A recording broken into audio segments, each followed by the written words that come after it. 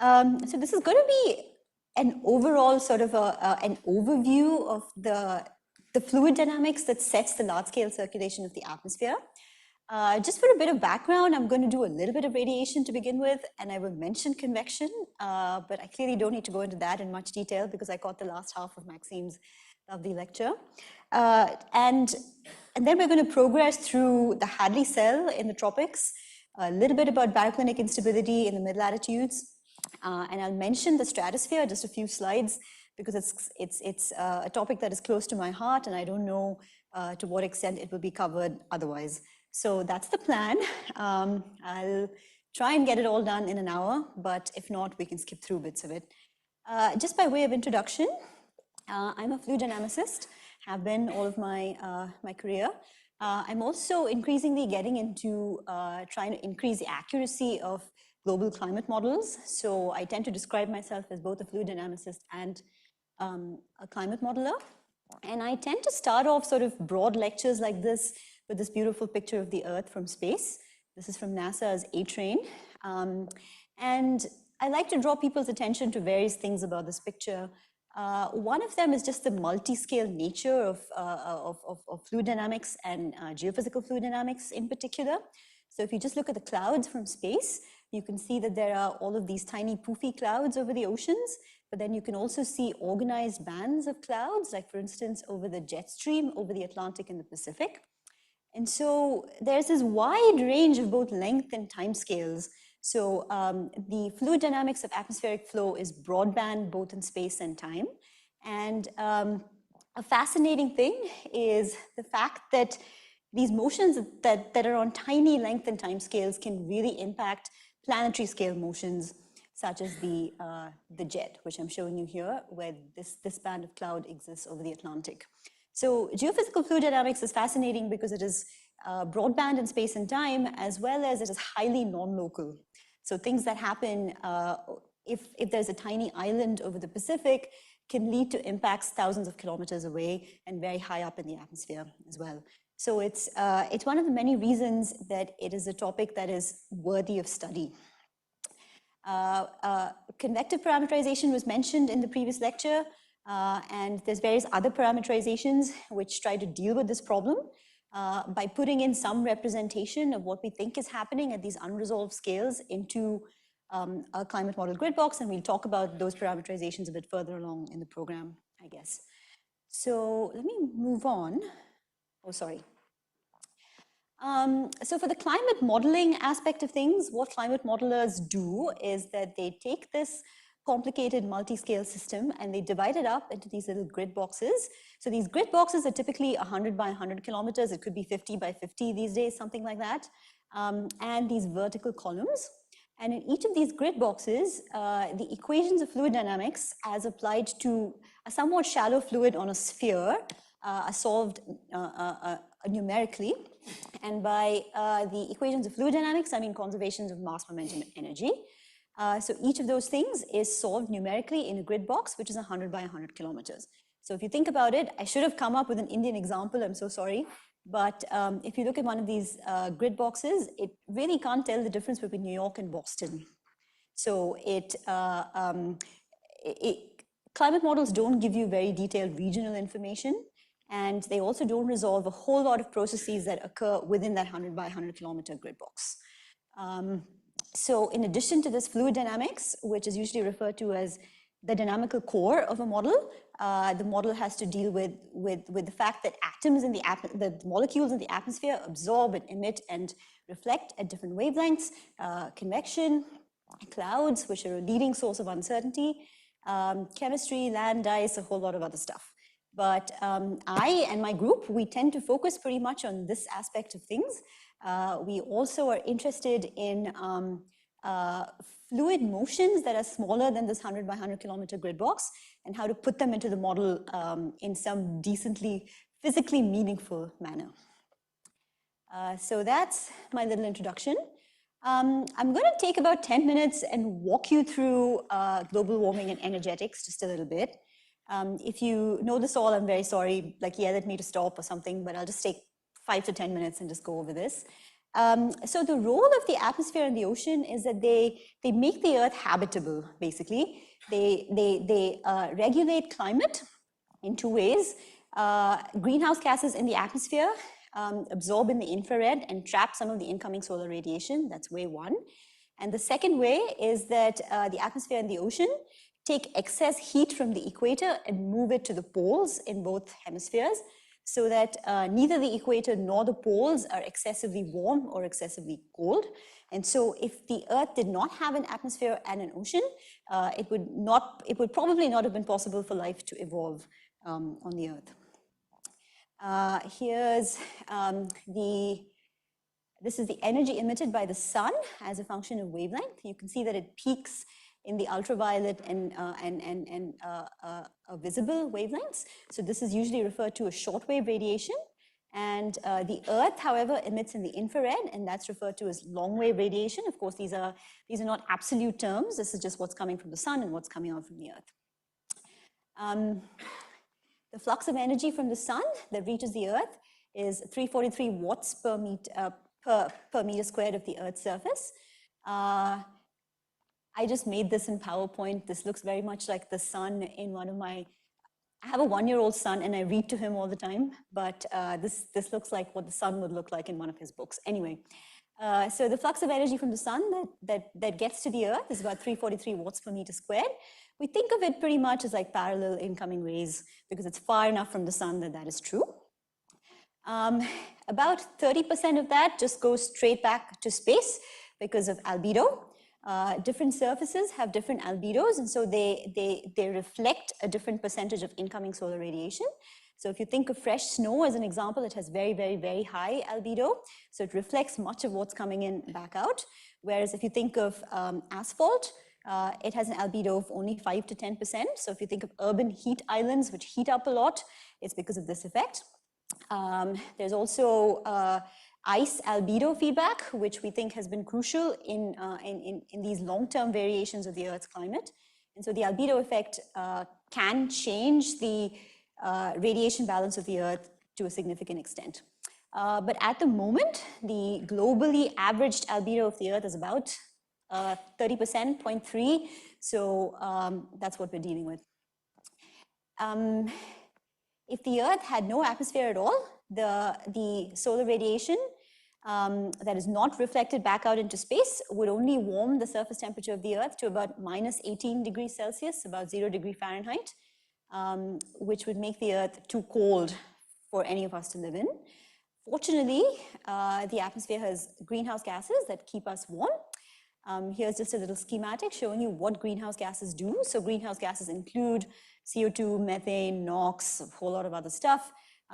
These all tend to be either molecules that have 2 atoms or more than 2 atoms, which absorb some of the outgoing infrared from the Earth and trap it in the Earth's atmosphere, and so warm up the Earth's surface more than it would have otherwise. Here's just a little table. Actually, the most potent greenhouse gas is water vapor. Can someone tell me why we don't care about increasing concentrations of water vapor in the Earth's atmosphere? Yes. It just rains out. So if there's increasing amounts of water vapor in the atmosphere, it's just going to rain out. There's an active hydrological cycle. So there's constant evaporation and precipitation. And so we're not thinking about how to regulate H2O in the atmosphere anytime soon. Here's a list of all of the other greenhouse gases. These are sort of the important greenhouse gases. So the radiative forcing is over 50% of the incoming solar radiation that is not reflected, and consequently, this gives us an average surface temperature of the Earth of about 15 degrees Celsius. So that's what greenhouse gases do. I don't know if I have time to play you this video, but let's just talk about it for a little bit. Why does CO2 absorb so efficiently in the infrared? Does someone want to? You're going to have to yell. I can't hear you. Right.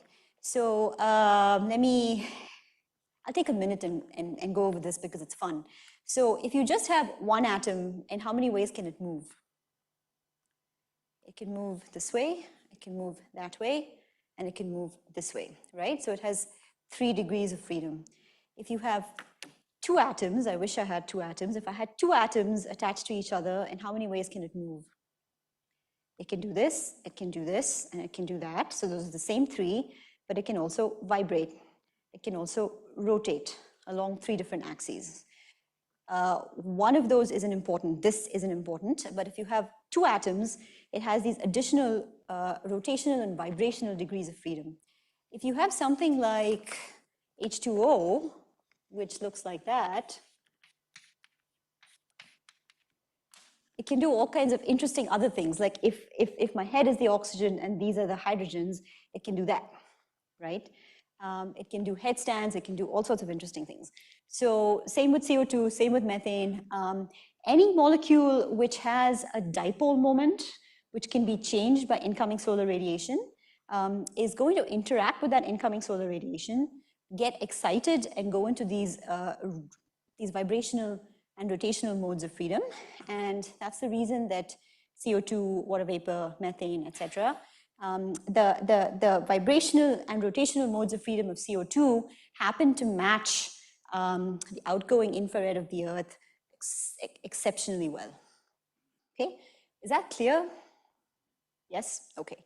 I will share these slides and I strongly suggest that you watch this video. It's really fun.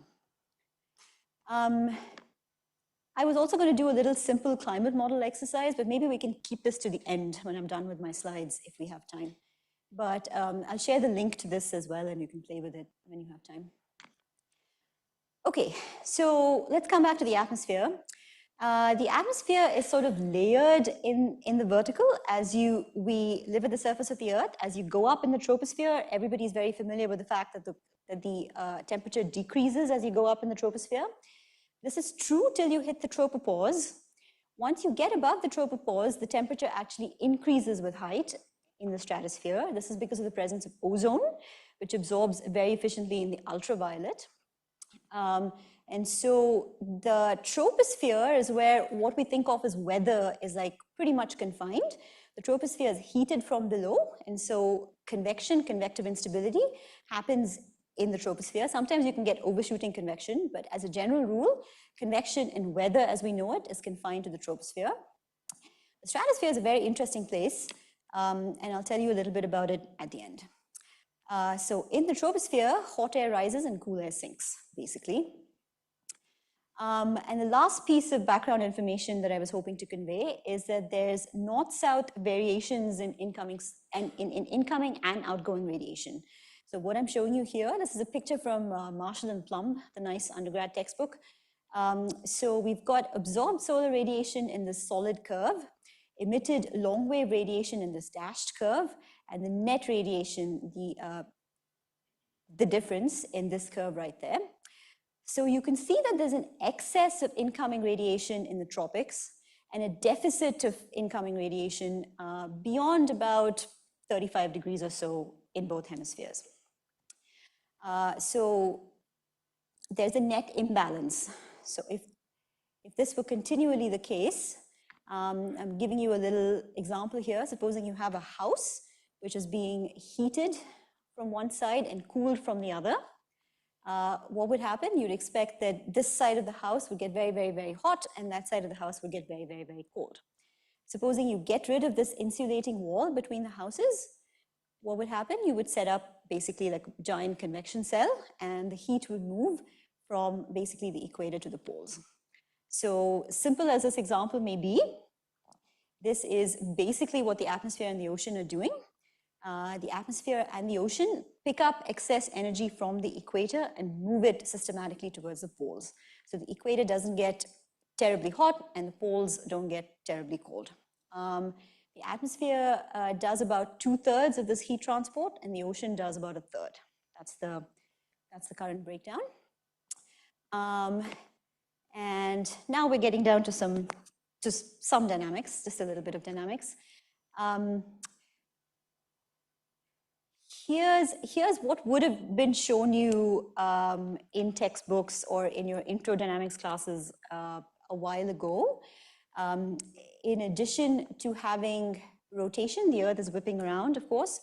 In addition to that, several other things which we'll talk about over the course of the next 45 minutes or so, leads to the formation of 3 cells. There's some debate about the existence of the polar cells, so I probably won't talk about it too much, but there's a Hadley cell in the tropics, what is referred to as the feral cell in the mid-latitudes. I'll talk about baroclinic instability, which sets up these cells. And it was widely regarded that there are polar easterlies climatologically. I've now been to various conferences, sessions on debates about whether these polar easterlies actually exist. So maybe we won't talk about the poles too much at the surface anyway. And the large-scale balance on the Earth's atmosphere is between pressure gradients and the Coriolis force. And the Coriolis force is something that is somewhat difficult to describe to incoming undergrads anyway, because it's not real, right? The Coriolis force only exists because we live on a planet that is rotating. If we were in a completely inertial frame of reference, we would not have to bother with the Coriolis force. The Coriolis force comes about simply because we have to take our equations and put them in a frame of reference that is going around, like the Earth is rotating. So that is the Coriolis force.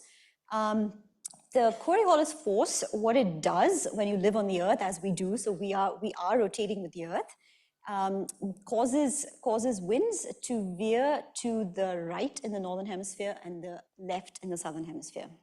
So the large-scale balance, which sets up circulation that looks like this, is the balance between this Coriolis force and large-scale pressure gradients. Okay. Any questions so far before I move on? This was all very basic stuff. Are we good? Okay. All right. So we're going to proceed and talk about the Hadley cell. The Hadley cell was the conception of a man named George Hadley, who was a somewhat amateur meteorologist. I've been wasting too much time reading Wikipedia articles of late, so I can tell you that George Hadley was the least favorite child of his parents, for whatever reason. But George Hadley conceived this idea of a giant cell where the air would rise at the equator, go all the way to the pole, and then descend. So it's a giant Hadley circulation in both hemispheres.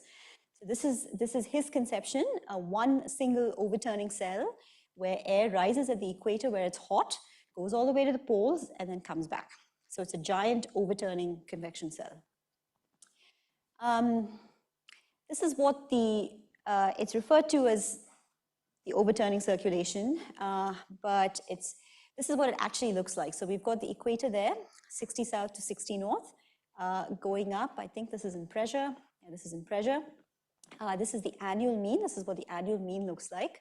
So you do indeed have a Hadley cell. Air does rise round about the equator or a few degrees north or south of it, depending on what season you're in. It does try to go all the way to the pole, but at some point, the inherent zonal symmetry of the Hadley cell is broken by baroclinic instability, which we will discuss. And this Hadley cell actually terminates around 30 degrees or so south and north. And the latitude of termination of the Hadley cell coincides with the location of the deserts all over the world. Under climate change, we think that the Hadley cell is actually shifting a little bit poleward in both hemispheres. And so you can expect this dry air that's coming down, which is co-located with the deserts, is also shifting poleward by a couple of degrees in both hemispheres. So why doesn't this meridional circulation extend from the equator to the pole? I have a couple of slides on this, but perhaps someone can speculate. What about Earth rotation? If I were on a planet that was rotating slower than the Earth, would you expect the Hadley cell to go further poleward or less poleward? Why? Say that again. Okay, say more. What about conservation of angular momentum? Okay. Let's get there. So conservation of angular momentum, here we are. Let's consider a ring going around the atmosphere. Here is the absolute angular momentum per unit mass of that ring. Some of it is just this, because of the rotation of the Earth itself, and some of it is because of the wind, right? So this is what we're at. And so let's apply conservation of angular momentum as we go from the equator, going further and further and further forward. So at the equator, let's say that this is the constant angular momentum, the conservation of angular momentum that we're talking about. Applying conservation of angular momentum, we get this implied zonal wind in the Hadley cell that is given by this expression there. And so if you plug in just the latitude into this equation, I can plot the wind, the zonal wind associated with the Hadley cell as a function of latitude. So you can see that just going to 30 degrees latitude, we're going up to 140 meters a second. What is wrong with this picture? Sorry? Why not?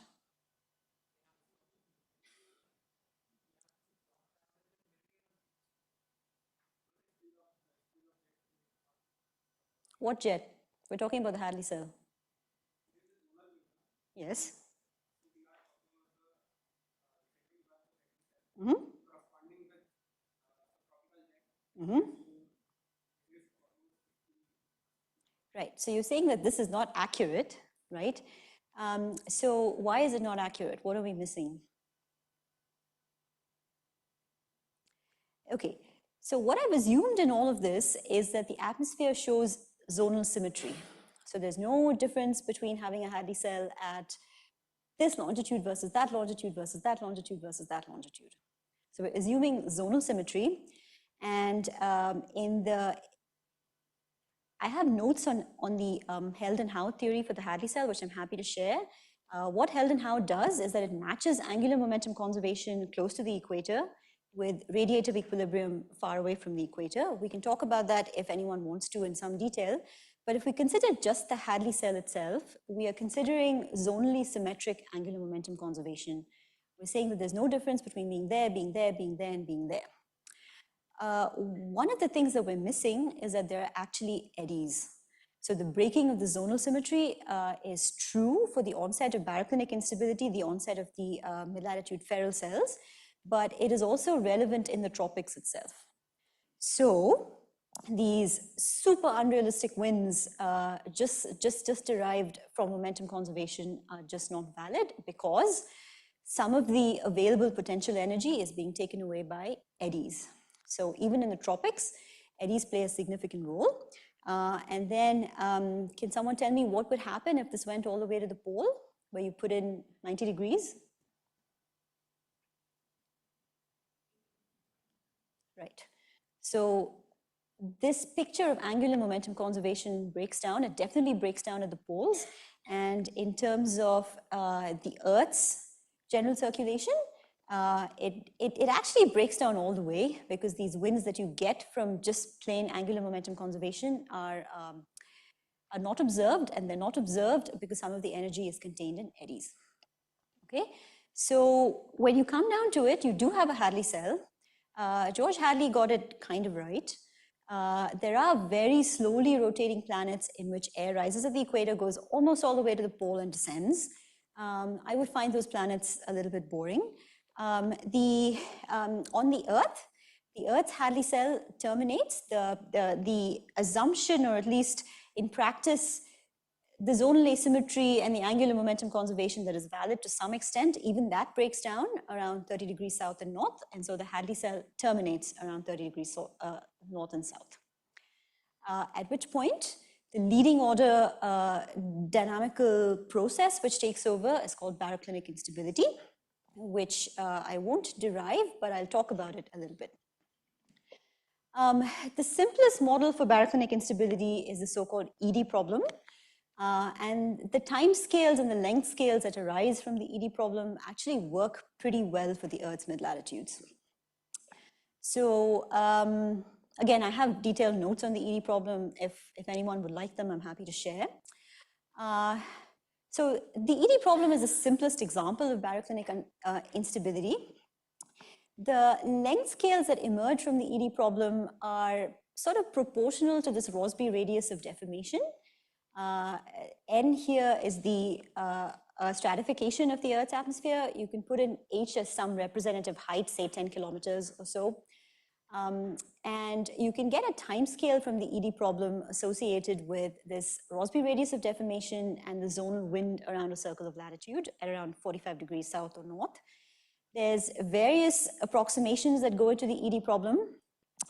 And I won't say too much about it, but I'll say that it's a conditional instability, and the instability criterion is usually met on the boundaries, like at the ground and at the tropopause, which is considered the lid of the troposphere. So if it were not for these boundary effects, which are basically temperature gradients along the boundary, then there would be no instability. The atmosphere is usually stable within the free troposphere itself. So when this conditional instability is met, you get a fastest growing mode of instability from the ED problem. And if you put in typical mid-tropospheric numbers into the ED problem, the growth rate of the fastest mode is about 2 days, 1.8 days. And you get a typical time scale out of the ED problem, and that's about 4,700 kilometers. At 45 degrees south and north, this is usually zonal wave number 6, which would predict that if you live in the mid-latitudes, or if you look down on the Earth and you look at the mid-latitudes, you would typically see something like 5, 6, 7 mid-latitude storms. I skipped over much of this, so any questions?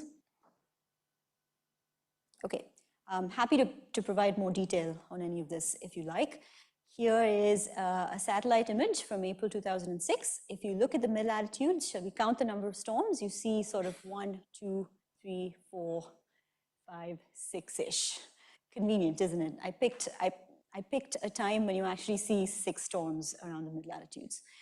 But that's the picture that we're at. Here's a schematic of energy transport in the atmosphere. This is again from Marshall and Plum. It's an excellent undergraduate textbook. Plum was my advisor, so I tend to go back to his notes a lot. So here are the tropics, the subtropics, and the high latitudes. So in the tropics, there's net radiative gain because there's more incoming solar radiation than outgoing long wave radiation. There's net radiative loss in the mid to high latitudes because there's more outgoing infrared than incoming solar radiation. So this extra heat and less heat has to be made up for by the atmosphere and the ocean. In the atmosphere, in the tropics, the atmosphere does this via the Hadley circulation. And in the mid-latitudes, there's heat transport by eddies, these so-called mid-latitude baroclinic weather systems. Okay, 12:15. Am I going too fast now? I don't know. All right. So I'll talk about the stratosphere for, I don't know, 10 or 15 minutes, and then maybe we can do questions. Any questions so far? All right. So I'll talk about the stratosphere. The previous image that I showed you of the meridional overturning circulation stopped sort of low down, just going up to, I don't know what it is, like 100 hectopascal or something. So let's look a little bit higher than that for now. So what I'm showing you here is the zonal mean zonal wind in July. So this is midwinter in the southern hemisphere in January. So this is midwinter in the northern hemisphere. What we're looking at is latitude pressure. And what I'm showing you at the bottom is a cross section at 10 hectopascals. This is the seasonal cycle.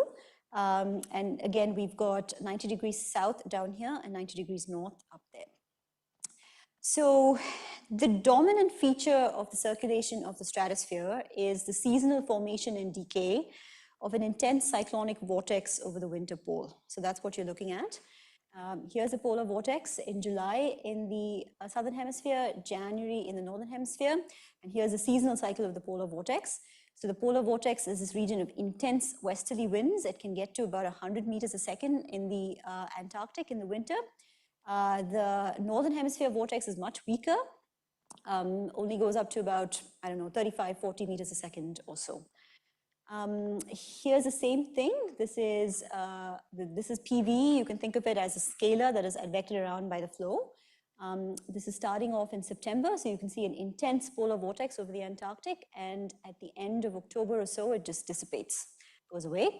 And in the summer, you just see weak easterlies, both in the northern and the southern hemisphere. This was a height analysis. I don't know exactly what date this was from, but you can also see it in terms of geopotential height. This day was not a very intense polar vortex, or perhaps it's broken up. But the stratospheric polar vortex is set up because of equator to pole temperature differences. It's important in different ways. The ozone hole would not exist. The polar vortex serves as a containment vessel for very low concentrations of ozone. And it serves as a mixing barrier, basically, and so the ozone hole forms within the polar vortex. It's also made the news a lot over the last 5 years in various fairly inaccurate ways because it can influence surface weather. And we'll talk about that also a little bit. Questions? Okay, so I'll talk about the polar vortex, and then we can talk about the QBO a little bit in the tropics. So let's keep going. Yes.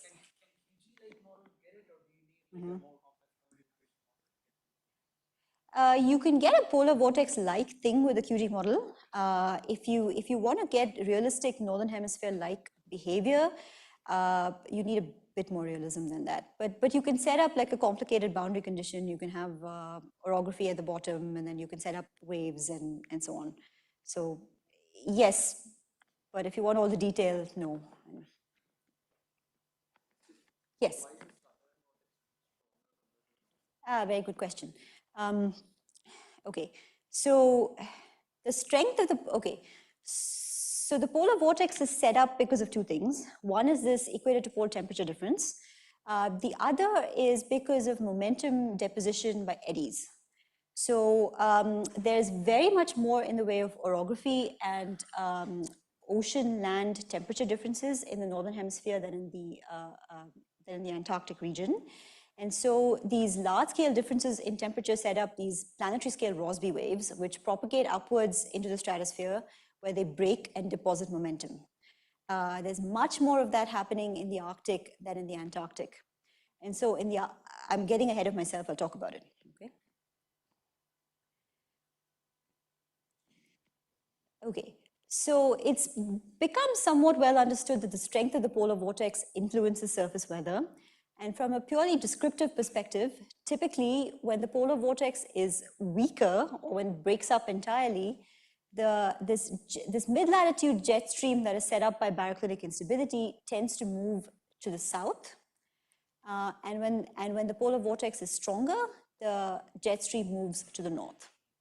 When the jet stream moves southward, it also typically gets weaker. When the jet stream moves northward, it also typically gets a little bit stronger. This is because of eddy momentum flux convergence arguments, which I won't go into.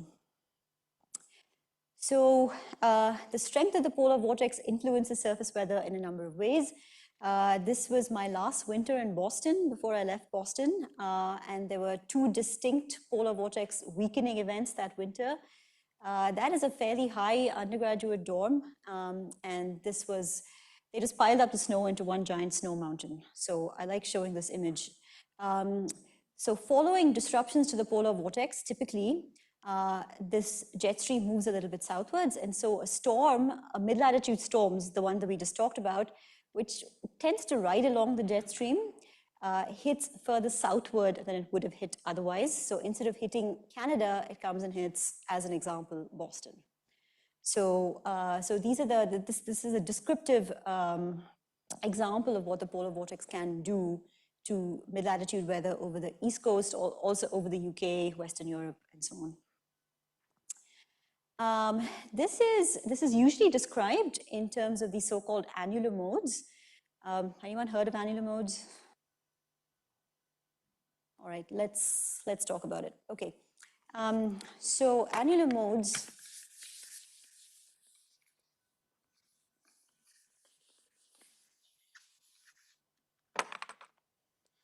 Everyone familiar with SVD, singular value decomposition? Some nodes. Okay, so if you take a variable such as U, or you can take whatever you want, you can take temperature if you want to, whatever, and you line them up in a big matrix X. So let's say you have U as a function of latitude and pressure, or you can have latitude, longitude, and pressure, whatever you like. And you can take out the mean of U and line up your variations of U in a big matrix where along one dimension you have time and along the other you have space. You can do a singular value decomposition of this matrix U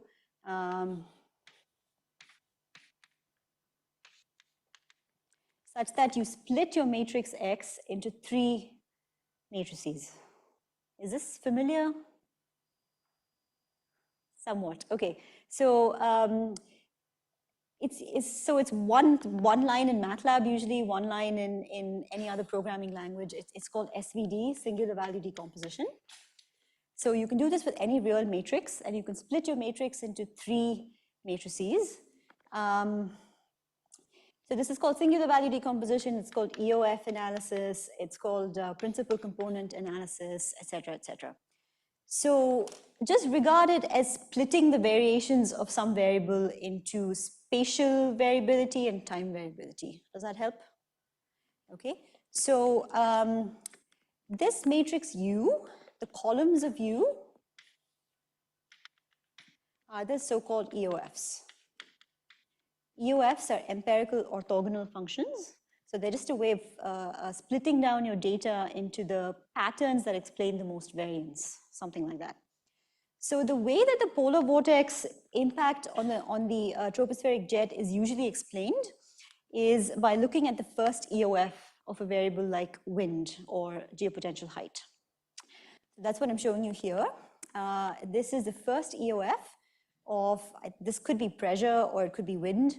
And this is a composite of many, many, many warm vortex events or weak vortex events in the northern hemisphere. And you can see that anomalously low values of this EOF appear to progress downwards into the troposphere, and this lasts for a period of between a month to 2 months. So saying this in English, when the polar vortex is weak, it seems like there are impacts on the surface, on the tropospheric jet all the way down to the surface, which lasts for between a month to 2 months, which means that the jet is anomalously southward for about a month to 2 months following such an event. Is that somewhat clear? Okay. So coming to your question, the Arctic vortex is very much more disturbed than the Antarctic vortex. The Arctic vortex does these tremendously dramatic things about once every other year, when the vortex, which is usually like over the pole, can do 2 kinds of things. The first kind of thing that it can do is split into 2 daughter vortices. One usually moves over the US and the other moves over Siberia. The other thing it can do is just push off the pole to a significant extent. So in either of these events, which happens every other year, so it's not all that rare, it happens, I don't know if it happened this year or not, probably not. So whenever this happens, we can expect basically bad weather over the east coast of the US, over the UK, things like that. And the reason for that is that there's very much more orography and land-sea heating contrasts in the northern hemisphere as opposed to over the Antarctic. These cause these large-scale, planetary-scale Rossby waves, which can propagate into the stratosphere, deposit momentum, and perturb the vortex away from just being purely radiatively driven. So that's the difference between the Arctic and the Antarctic. The Antarctic vortex, as you can see, is very much stronger. It's very much longer lived. In fact, much of the year, there's an Antarctic polar vortex. The summer in the southern hemisphere stratosphere is quite short, as you can see. Okay, so these events that I've been talking about are called sudden stratospheric warmings. They're very dynamically driven. They can happen over a period of a week or so. And over a week, there can be a temperature difference of 50 degrees Celsius in the stratosphere. This coincides with, I haven't talked about Elias and palm fluxes, but it coincides with large momentum deposition by these waves in the stratosphere. So what, I won't go into too much detail, but what it needs is very strong wave forcing from below that gets up there, deposits momentum, and perturbs the vortex. Okay, so here's just an example of these two kinds of events. One is called a vortex split, where you see that this giant vortex is split into two, they're called daughter vortices. And there can also be a displacement type event where the vortex is just displaced off of the pole. Typically, it's displaced towards Asia, but it can also be displaced towards the US. So I've talked about EOFs just a little bit, but so EOFs are used to think about how the polar vortex affects the jet. You can also think about EOFs of the mid-latitude jet itself, and that's what this looks like. So if you do an EOF analysis, what I showed you here of the mid-latitude jet, you see basically the first EOF looks like a dipolar pattern centered on the jet. So it captures north-south variations in the jet. The second EOF looks like a tripole, and it captures changes in the strength of the jet. Let's not, I'll show you this, why not? So this gives you an example of what EOFs do, basically. If you haven't taken a linear algebra class, you can do this. You can do EOFs on anything you want. So let me show you what an EOF looks like. Here's a picture of Professor Feynman at his desk. Here's the first EOF, the first 2 EOFs, the first 10 EOFs, and the first 50 EOFs. So EOFs are a purely statistical way to decompose information. You can do it on an image like I've done here. You can do it on atmospheric data. You can do it on whatever you want. And I would urge you to remember that EOFs are purely statistical. They contain no dynamical information. They're just a way of putting things into nice orthogonal patterns, and then you can add them up and do nice things because they're orthogonal. Okay, so let me talk about the QBO for a couple of minutes, and then we can do questions. Okay. So I've talked about the tropics. I've talked about the mid-latitudes. I've talked about the polar stratosphere because it's an incredibly interesting and very dynamical place. So I thought I would include one slide on the tropical stratosphere. In the tropical stratosphere, the thing that is of interest is the so-called quasi-biennial oscillation. So by quasi-biennial, its period is about quasi-biennial, right? It's about biennial. 26 months or so is its period.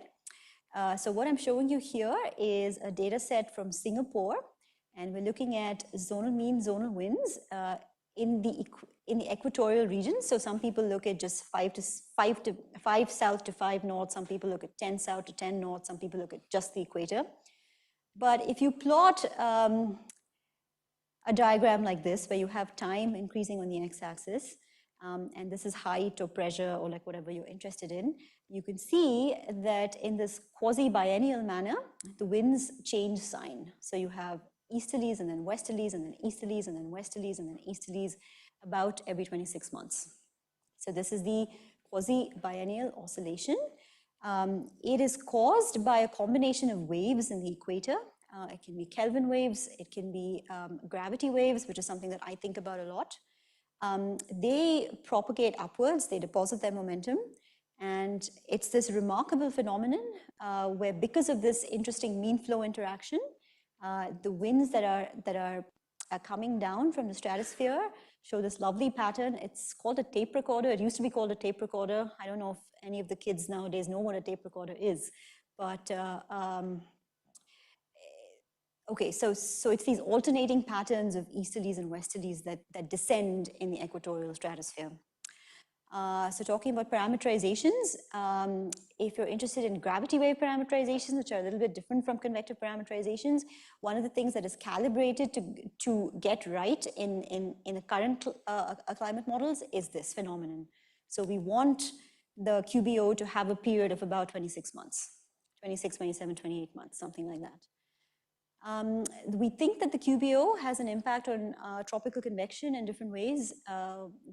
There's some suggestions that it influences the MJO, the Madden-Julian oscillation, and tropical rainfall in general.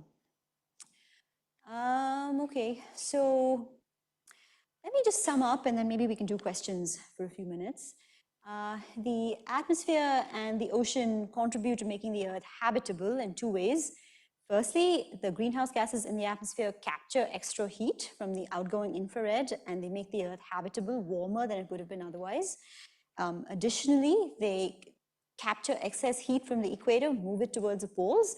They do so in the Hadley cell in the tropics and by these baroclinic eddies in the mid-latitudes. The atmosphere is layered in the vertical. We all live at the surface, and the troposphere is where all of the weather that we're familiar with exists in. The troposphere is heated from below, so there's vigorous convection. And above this, the stratosphere is heated in completely different ways because of ozone absorbing UV, and so the temperature in the stratosphere increases as you go up. There's a net gain of radiation at low latitudes, net loss at high latitudes, so the atmosphere and the ocean have to make up for this by transporting energy forward. The atmospheric circulation is characterized by, let's just say, two overturning cells. One is the Hadley cell in the tropics, and the other is a so-called feral cell, which is set up by baroclinic eddies. Yeah, maybe I'll just stop there and take questions for some time. Thanks very much. Also, nice talk. My question is that how much we have to rely on empirical orthogonal function, because in physical world there are no modes that we get independent. In a empirical orthogonal function, they are orthogonal. So totally, yeah. So you should think of empirical orthogonal functions as just a convenient linear algebra tool to break down patterns into the patterns that explain the most variance. So it can be useful when you want to reconcile different sources of data, or when you're looking at like paleo data or something where some large scale pattern doesn't quite look right, something like that. But you're absolutely right. So dynamical modes should not be orthogonal. And there are various ways of calculating more dynamically meaningful modes. There are these things called principal oscillation patterns. There are the Koopman decomposition now is becoming a thing. It's been a thing for 5 years, maybe more. So there are very dynamical ways of calculating modes, and they involve calculating covariances in time as well, in addition to just this is just SVD, right? So it doesn't contain lagged time information. So if you want to calculate a dynamically meaningful mode, then you have to come up with a covariance matrix that in theory involves lags of every variable with every other variable between negative infinite to positive infinite times in theory. So I worked on some of that myself, and you come up with 800 modes or something if you throw in all of the data from, say, era 5. Right? And you don't know which of those modes is being forced. And calculating a response as a sum of those modes, take it from me, is a nightmare. So EOF analysis is simple. It enables us to get some timescales which we think may be meaningful. And if you look at, for the mid-latitude jet, I can tell you that if you look at a combination of the first two EOFs, it explains about 60% of the variance, something like that. And if you look at the time-lagged information between EOFs 1 and 2, you're pretty much all the way there. I mean, you can kind of understand the behavior of the jet as a combination of those first two EOFs. But your point is exceptionally valid, which is that EOFs are a purely statistical thing. And it makes more sense to think of them as, is this picture a cat or a dog, than thinking of something as dynamical and turbulent as the atmosphere. Does that answer the question?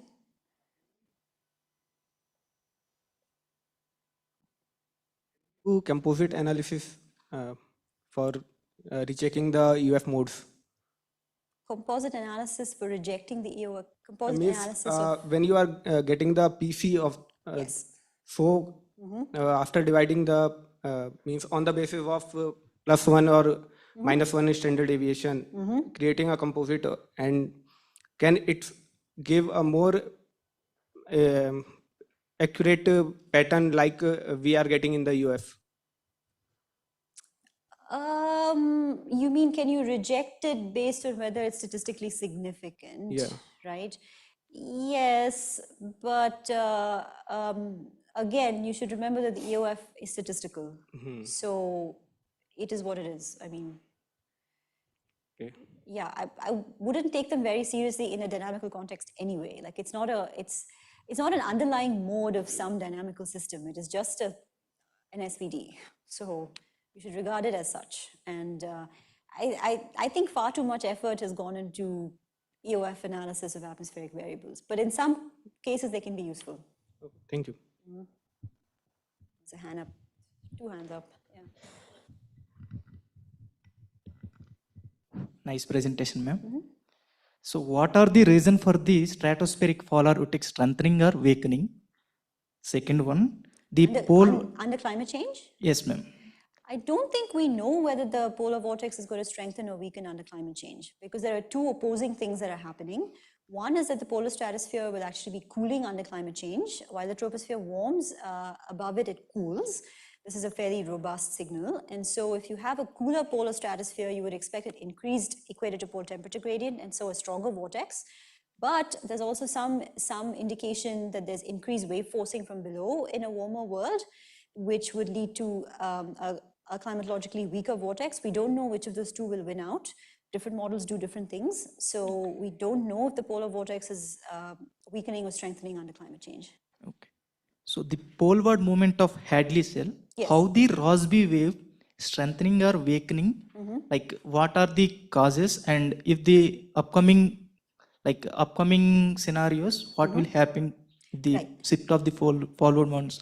Right. So in the case of the Hadley cell, that's a fairly robust response, and we think that that is because of an increase in the like static stability, how the layers of the atmosphere are stacked up. The troposphere is becoming more stable, and if you look at the Held and Howe formulation, that is directly linked with the poleward edge of the Hadley cell. So because the troposphere is becoming inherently more stable, we expect a more poleward Hadley cell. I think that's fairly well established. Sure. There was a hand here, I think.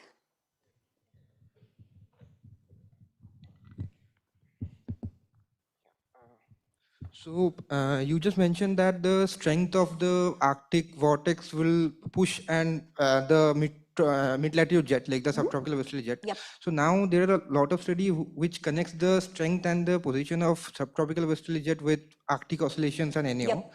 So does the mode of Arctic oscillation and NAO has something to do with the strength of the or movement of the polar vortex itself? Does it have to do with the polar vortex itself?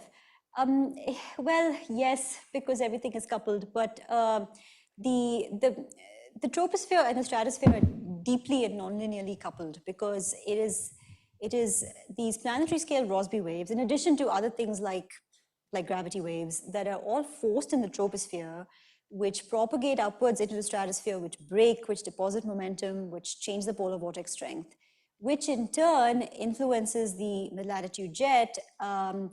The best mechanism for that I know of is called downward control, but with eddy feedback. That's a lecture in itself, so I can give you that lecture if you want it. So it's all to do with these waves and eddies, and the waves and eddies are all generally generated in the troposphere, and they propagate upwards into the stratosphere and break. That induces a circulation, which then influences the shear. It influences the jet in various ways. So yes, it's all intrinsically coupled, and indeed, like you said, the mid-latitude jet edge is very well correlated with the Hadley cell edge also. So a very nice example of this has been ozone depletion, because there's been systematic ozone depletion, and so the polar stratosphere has been systematically colder in the Antarctic. And so that has pushed the mid-latitude jet over the Antarctic. It's also led to some changes in the Hadley cell. So I think, don't quote me on the numbers I'm about to tell you, but I think over the last 30 years, the signal in the Hadley cell edge in the Antarctic has been more attributable to ozone than to CO2. Now, ozone is recovering, and so the CO2 signal will take over. But there's actually observational evidence for what you said, which is that the polar stratosphere is getting colder, and so the Hadley cell edge has been affected by that. It's the polar stratosphere and the Hadley cell edge in the subtropics. But yeah, that's amazing. That was wonderful timing. Thanks, everyone.